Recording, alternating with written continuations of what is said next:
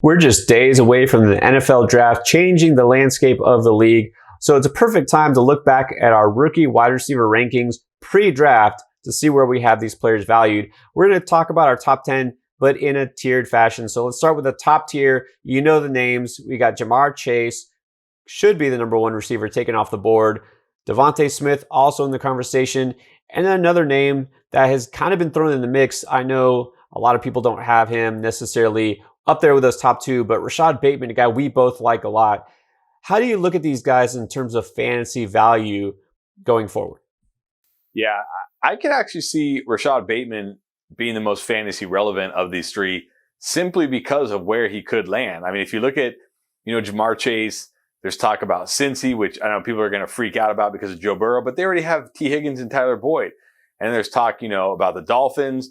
We don't know if they're going to open up that game plan. They've got Devonta Parker. They've got Will Fuller. There's talk about the Lions who are rolling out Jared Goff this year.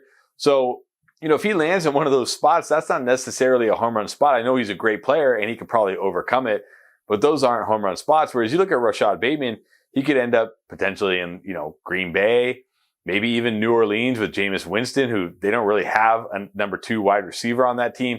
Like there's some really good landing spots for Rashod Bateman later in the first round. And I think, in the end, he could be the one when we come out of the draft who's actually in the best position of these three.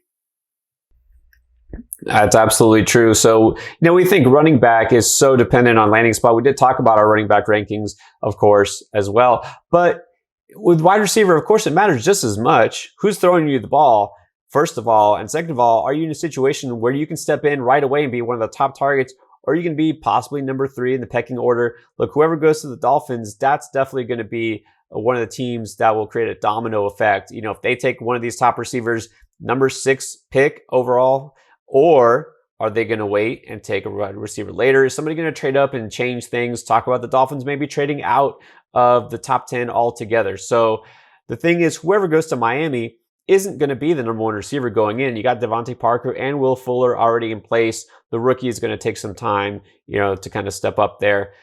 It is a good landing spot, but still, if you have a team like you just said, Green Bay, even though clearly not going to be the number 1 target there, that's an improvement because a chance to be the number 2 guy with Aaron Rodgers throwing to you.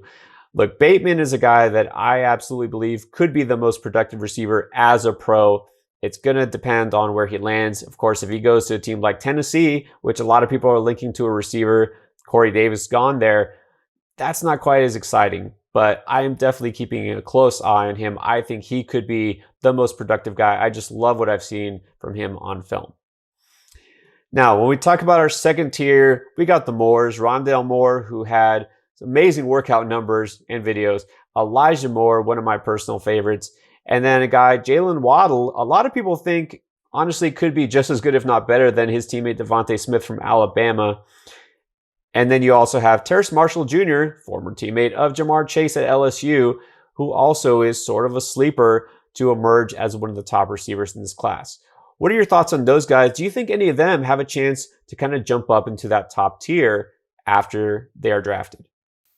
Yeah, I definitely think all of them could. I'm a little lower on Jaylen Waddle than the rest. I really like Terrace Marshall and Elijah Moore. I talked about Rashod Bateman to the Packers. I think Elijah Moore to the Packers is a perfect fit, right? Slot receiver. They don't have that kind of guy. He could be like the new Randall Cobb for Aaron Rodgers, an athletic freak. So I think that'd be a great fit for him. And Terrace Marshall, we've seen, Justin Jefferson last year, Ja'Marr Chase, touted as a can't miss guy. I think he's another stud LSU wide receiver that could land in a great spot.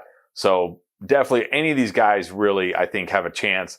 I'm just a little higher on those two than the other two. So both Marshall and Waddle, we talked about, kind of play second fiddle to those other guys we talked about from Alabama, LSU.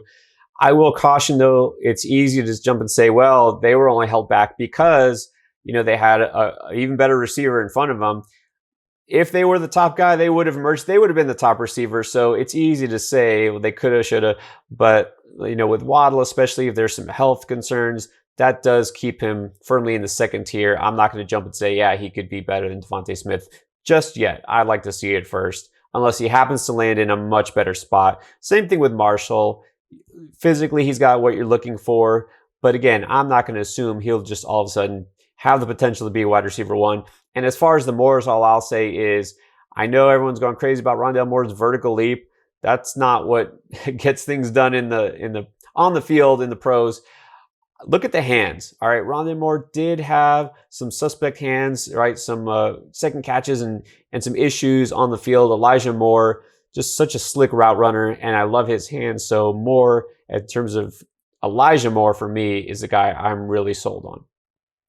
And then to round out our top 10, got some guys that have jumped up from before, weren't in our previous rankings. Got Tylan Wallace from Oklahoma State, Kadarius Toney from the University of Florida, and Aman-Ra St. Brown of USC. Who stands out to you the most out of this group?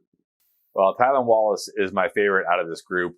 Not necessarily because I think he's the best receiver, but just because I think he'll be drafted higher simply because of that speed. NFL teams, they love that speed. They fall in love with that speed. We've seen it in the past with guys like John Ross, Henry Ruggs last year. That speed, NFL teams just love that for some reason. So I think he'll be drafted higher than these guys, which will, in turn shoot up his ADP. So he's a guy I've been grabbing a lot of with my very last pick in my 20-round best ball drafts, because I do think after the draft, that ADP is going to skyrocket, because I think he's going to be drafted higher probably than he should.